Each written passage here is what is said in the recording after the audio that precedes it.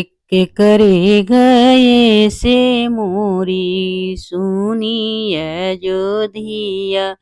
के करे गए से चौपाई जी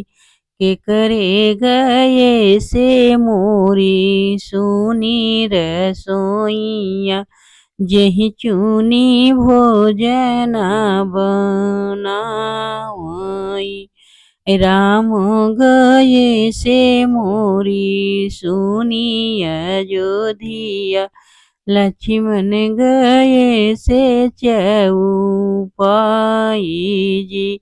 सीता गए मोरी सुनी रसोइया जेहि चुनी भोजन बनावई